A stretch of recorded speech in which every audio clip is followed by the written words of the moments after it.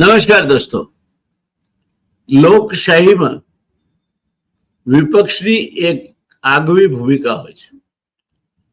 જવાબદાર અને આક્રમક વિપક્ષ ન હોય તે લોકશાહી મોડા વેલા અનેક દૂષણોવાળી સરમુખત્યારશાહી તરફ જાય છે.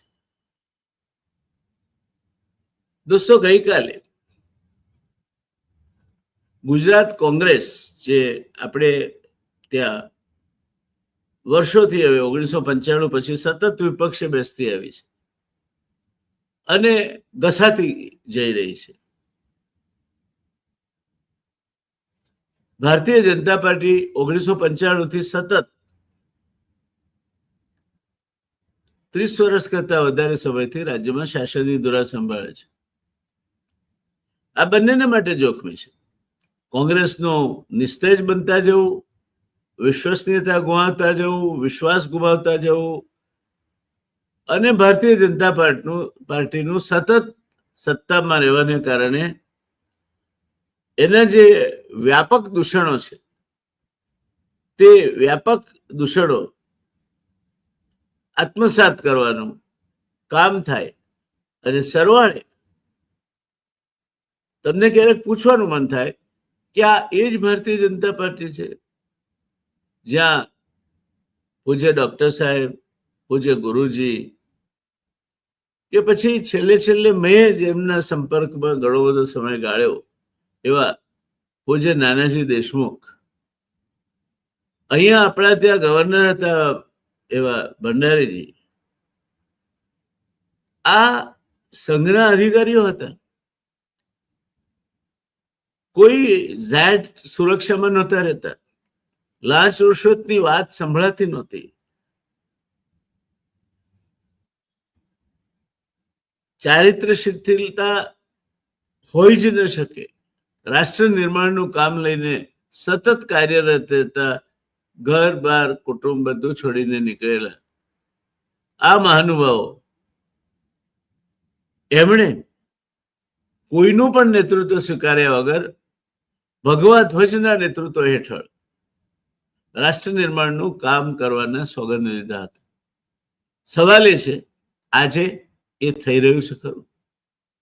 અને જો એ ના થઈ રહ્યું હોય અને આમ છતાંય સબળ વિપક્ષના અભાવે એમની જેની હોલ્ડિંગ પાર્ટી આરએસએસ છે, મૂળ માલિક આરએસએસ છે, એવી ભારતીય જનતા પાર્ટી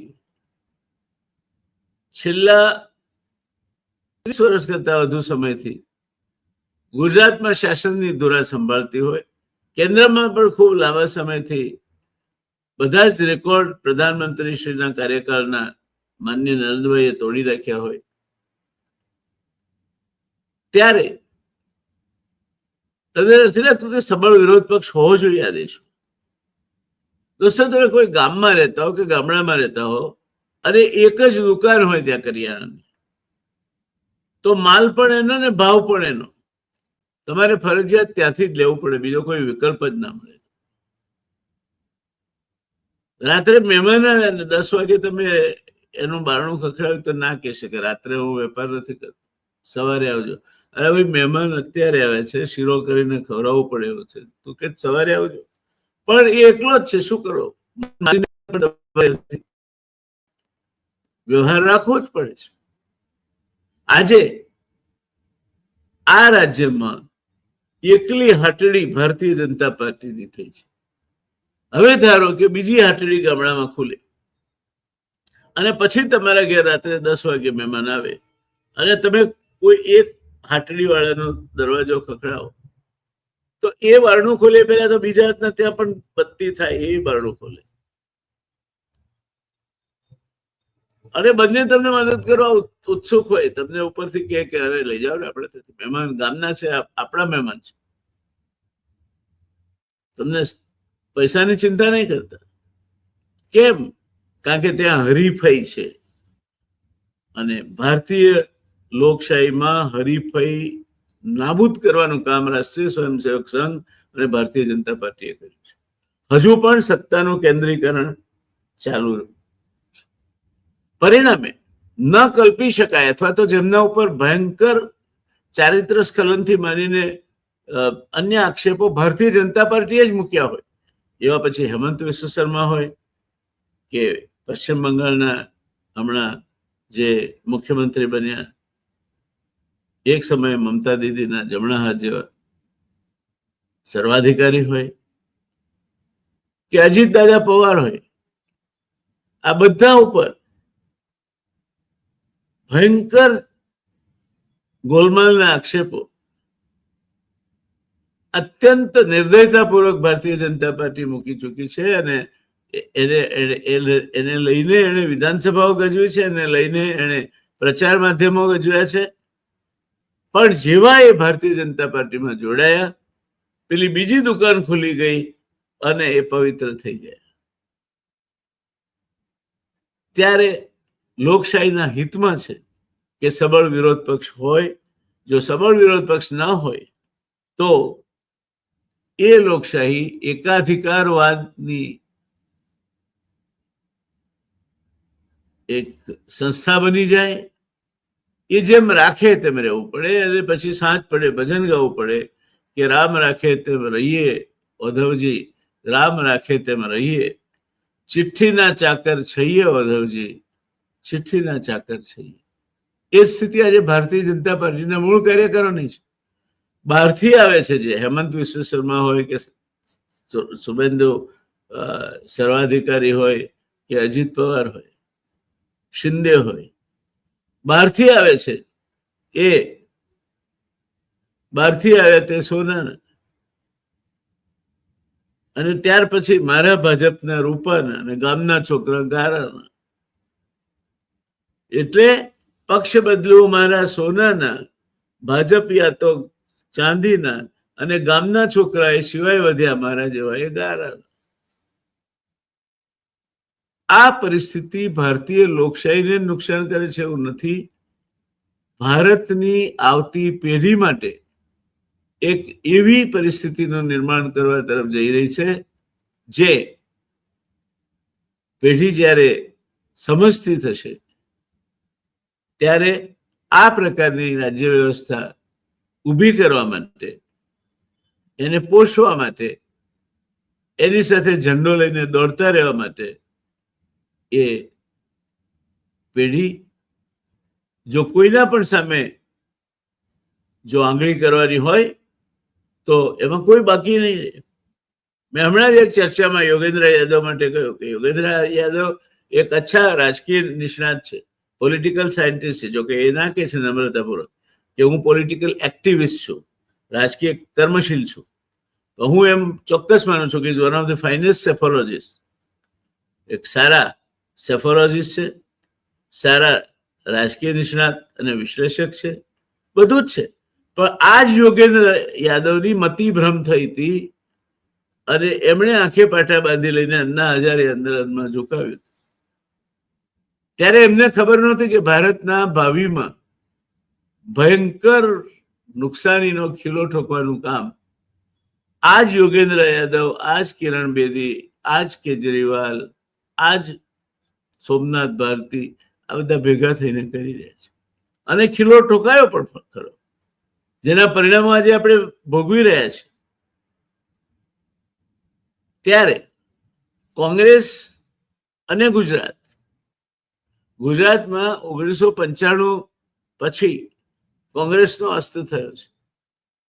ચિમનભાઈ જનતા દળ ગુજરાતમાંથી ચૂંટાયા હતા, ભારતીય જનતા પાર્ટી સાથે ગઠબંધન કરીને મુખ્યમંત્રી બન્યા. 11 મહિના એ ઘર સંસાર ચાલ્યો, પછી જુદા પડ્યા અને અસ્તિત્વ ટકાવી રાખવા માટે, પોતાનું મુખ્યમંત્રી પદ ટકાવી રાખવા માટે ચિમનભાઈએ કોંગ્રેસનું ઘરનું કર્યું. પેલી હેલ લઈને આવે ને, બીજી વખત પરણીને આવતી હોય ને પછી બહુ એના વરઘોડે ના હોય, હેલ લઈને આવે અને જેની સાથે ઘર માંડવાનું હોય એ હેલ ઉતારે. એમ ચિમનભાઈની હેલ કોંગ્રેસે ઉતારી. ચિમનભાઈ કોંગ્રેસમાં જોડાઈ ગયા અને કોંગ્રેસનું છેલ્લું પ્રધાનમંત્રી ગુજરાતમાં ચિમનભાઈના નેતૃત્વ નીચે આવ્યું. ત્યાર પછી 1995 પછી ગુજરાતમાં માત્ર ને માત્ર ભારતીય જનતા પાર્ટીનું શાસન ચાલ્યું છે. હા, વચ્ચે થોડોક ગાળો રાજ કરેકા રાજપાટ ટનાટન બાપુની સરકાર આવી, પણ ટૂંકા ટૂંકા ગાળા માટે. અને મને લાગે છે ત્યાં સુધી એ રાજકીય અપરિપક્વતાનું લક્ષણ હતું. રાજનીતિ એ શતરંજની રમત છે, એમાં ધીરજ જોઈએ. એ ધીરજ ક્યાંક શંકરસિંહજી અને એમના જે સાથી સલાહકારો હતા, દિલીપભાઈ પરીખ હોય કે બીજા કોઈ હોય, એ લોકો ખોઈ બેઠા હતા. અને એમાં એમણે આત્મઘાતી પગલું લીધું કોંગ્રેસમાં ભળવાનું. નામશેષ થઈ ગયા. ત્યાર પછી 1998માં ચૂંટણીઓ થઈ અને માત્ર એમાંથી 4 લોકો જ ચૂંટાઈને આવ્યા. તમને ખબર છે કે અંતિમ યાત્રા જયારે કોઈ નીકાળીએ ત્યારે 5 જણા જોઈએ.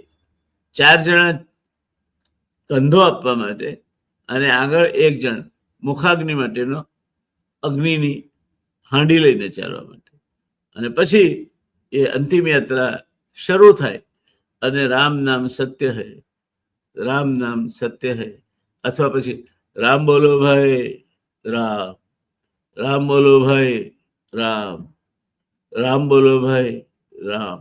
મારા મત પ્રમાણે શંકરસિંહજીની બહુ જ વિચક્ષણ રાજપુરુષ હોવા છતાં કોઈક વિવશતા, કોઈક ઉતાવળે ગુજરાતની લોકશાહીના જે આધાર સ્તંભનો રામ બોલો ભાઈ રામ કરી નાખ્યો. ત્યારથી ભારતીય જનતા પાર્ટી બેફામ થઈને ચાલે છે. સુરત જેવા શહેરમાં સાંસદ, લોકસભાનો સભ્ય, સમજો દોસ્તો, ક્યારે સાંભળ્યું હતું તમે સાંસદ બિનહરીફ ચૂંટાય?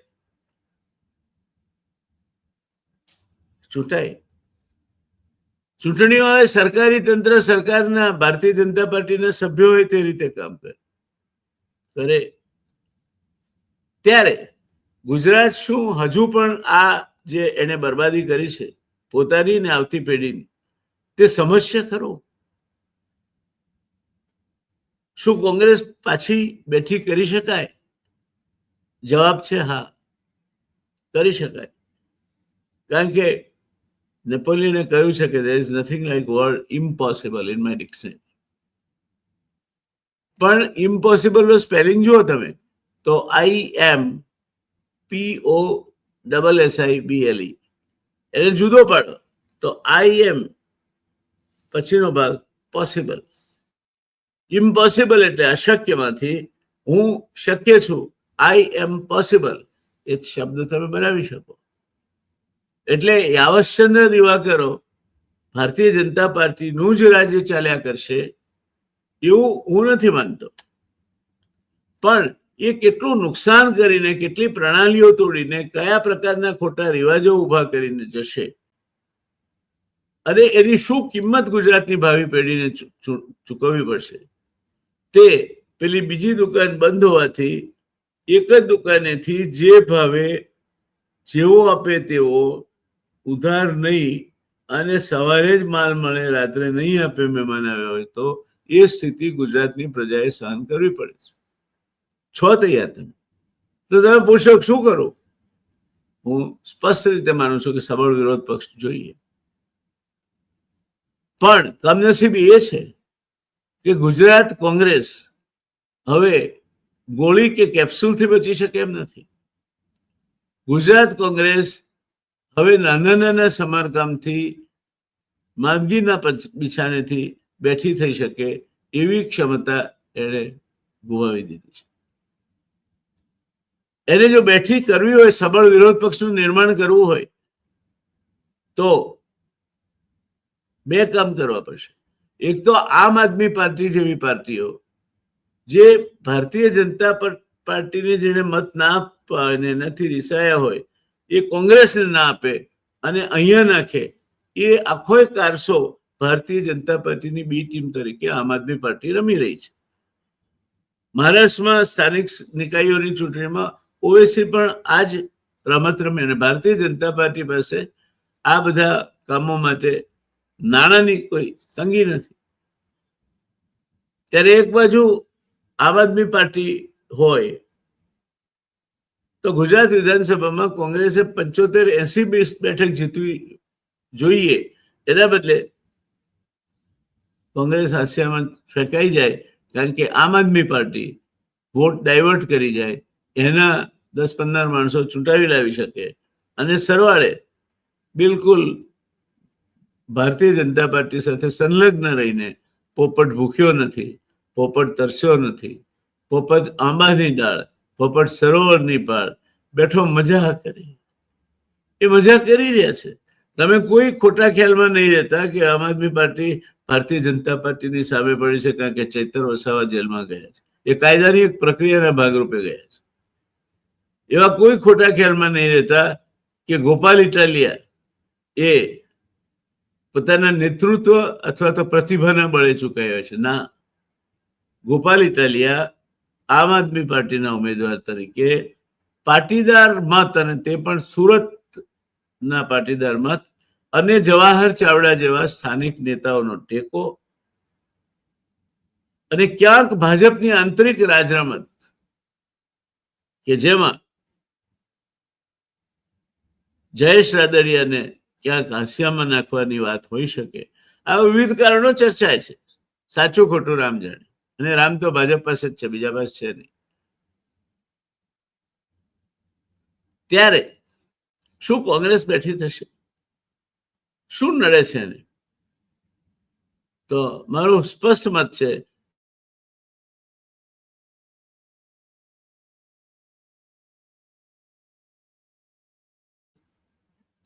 હિંમત ગુજરાત કોંગ્રેસના નેતૃત્વમાં અને કેન્દ્રીય નેતૃત્વમાં. જો એ હિંમત દાખવશે અને સમયસર, હજુ વિધાનસભાની ચૂંટણીનો વાર છે, દરમિયાન સંગઠન મજબૂત કરીને દરેક જિલ્લે ત્યાંના સ્થાનિક જે આગેવાનો છે એમને સાથે લઈને, યુવાનોને સાથે લઈને, અન્ય મતદારો જેમને મોંઘવારી નડે છે, ડીઝલ માટે લાઈનોમાં ઉભા રહેવું પડે છે, ખાતર મળતું નથી, એ બધાનો મત ભેગો કરીને જો કોંગ્રેસ ટકરાશે તો કોંગ્રેસ માટે ભારતીય જનતા પાર્ટી સામે જીતી શકાય એવા ચાન્સીસ, એટલે કે તકો છે. શું કોંગ્રેસે કરી શકશે? ખરી. જવાબ છે હા, કરી શકે. પણ એ માટે કોંગ્રેસની મોટી સર્જરી કરવી પડે, નિષ્ણાત સર્જનોને બોલાવવા પડે, સર્જરી કરવી પડે. કોંગ્રેસમાં જે જૂથવાદ ચાલે છે, જે મામકાની પરિસ્થિતિઓ ચાલે છે, ક્યાંક ટિકિટો વેચાવાના આક્ષેપો થાય છે, ક્યાંક કોમવાદ ચાલે છે. કાશીરામભાઈએ જયારે Surat municipal કોર્પોરેશનમાં 99 seat Bharatiya Janata party જીતી, ત્યારે કોઈ પત્રકારે પૂછ્યું હતું કે હવે વિરોધ પક્ષ તો રહ્યો નહીં, તો શું કરશો તમે? ત્યારે કાશીરામભાઈ બહુ ફક્કડ માણસ હતા. એમણે હસતા હસતા જવાબ આપ્યો હતો કે વિરોધ પક્ષ અમારામાંથી જ આવશે, ચિંતા ના કરશો. અને આજે ભારતીય જનતા પાર્ટીમાં થઈ રહ્યું છે. આજે લગભગ દરેક જિલ્લામાં અસંતોષ નો ચડુ ઉકળી રહ્યો છે.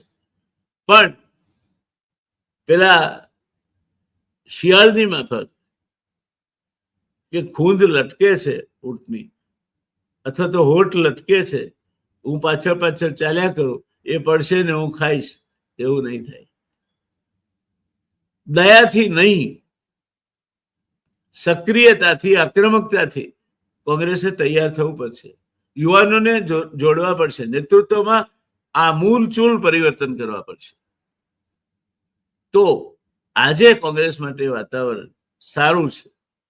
પણ એ જો નહીં થાય અને પ્રજાને જે સ્વીકૃત ના હોય એવા નેતાઓ ચૂંટણી તાળે જ સક્રિય થઈને ટિકિટો પોતાના જૂથોમાં વહેંચી લઈને ચૂંટણી લડશે, તો કોંગ્રેસ ક્યારેય ભારતીય જનતા પાર્ટી સામે જીતી નહીં શકે. આ વાત કોંગ્રેસના આગેવાનોએ સમજી લેવી જોઈએ. હું પોતે કોંગ્રેસનો સભ્ય છું, પણ આ તમારી સામે અત્યારે હું બેઠો છું ત્યારે એક એડિટર અથવા એક સમીક્ષકની ખુરશી પર બેઠો છું, અને ત્યારે મારું કામ મોહાંધ બનીને કોંગ્રેસની વાહી કરવાનું અથવા બાતરી કરવાનું નથી. હું કોંગ્રેસના વિરુદ્ધમાં હોઈ જ ન શકું, કારણ કે હું કોંગ્રેસનો સભ્ય છું. હું ભારતીય જનતા પાર્ટીના વિરુદ્ધમાં પણ નથી. લોકશાહીમાં કોઈ પણ પોલિટિકલ પાર્ટી હોઈ શકે.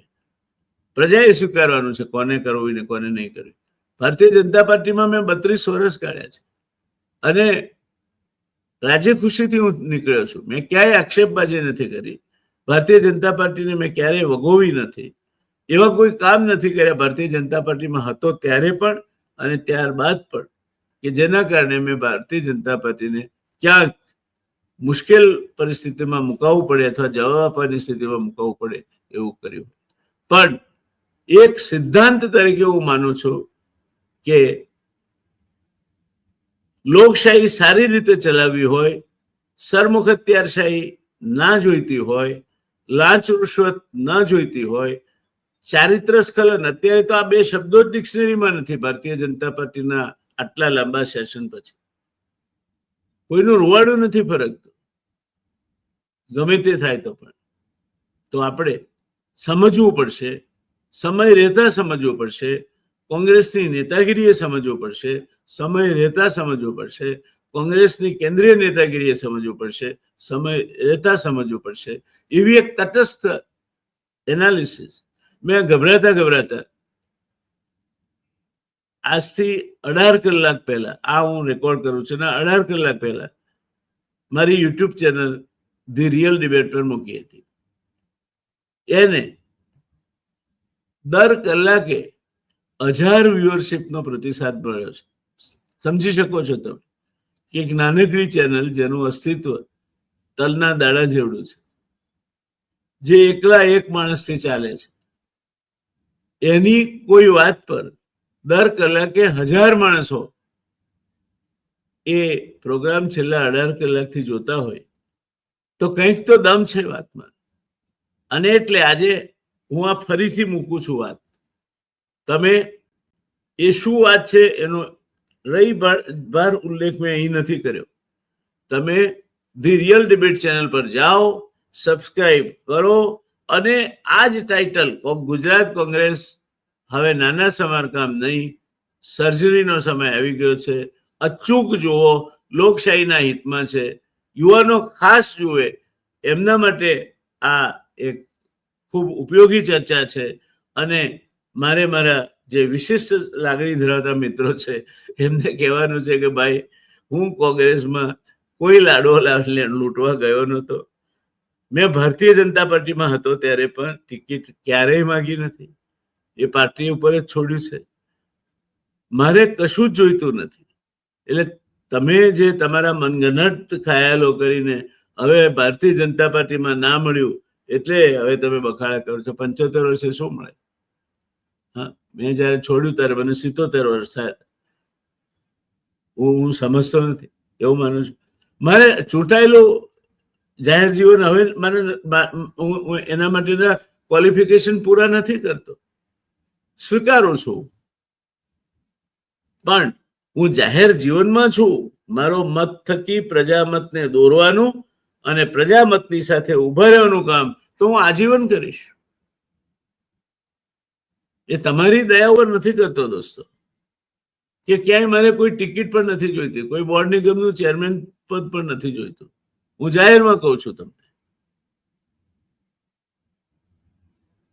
ત્યારે મહેરબાની કરીને મૂળ ચર્ચાને અનુરૂપ તમારા અનુભવ અને અવલોકનો ટાંક્યા વગર તમે આવા ખોટા કોઠી ધોયે કાદવ નીકળે એવા આક્ષેપો શેના માટે કરો છો? શું બગાડ્યું છે મેં તમારું?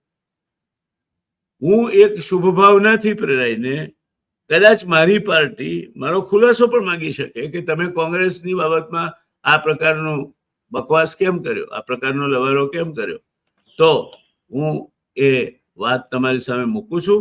એટલા માટે મૂકું છું કે મને ગુજરાતની ભાવિ પેઢી અને ગુજરાતના ભાવિમાં રસ છે.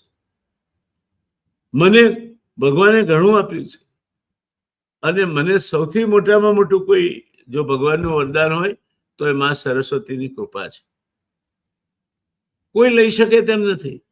જ્ઞાન છે એને રાજા ખેંચી લઈ શકતો નથી, દંડથી લઈ શકતો નથી, ચોર ચોરી જઈ શકતો નથી, ભાઈએ ભાગ પડતા નથી અને ચાલતા હરતા ફરતા થેલી ભૂલાઈ ગઈ એમ ખોવાઈ જતો નથી. માં સરસ્વતીની કૃપા છે, શિવ અને શક્તિની કૃપા છે, ભગવાન સાંઈનાથની કૃપા છે.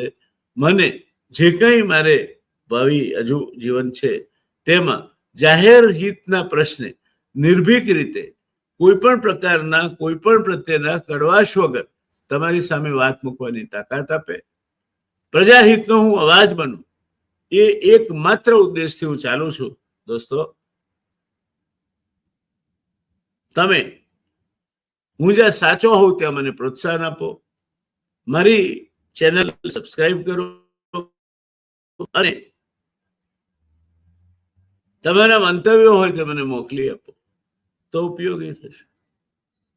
બસ આટલી જ માંગણી છે મારી. તો આ સાથે આપણે આપણી વાતને વિરામ આપીશું. નમસ્કાર દોસ્તો, હું ડોક્ટર જયનારાયણ વ્યાસ.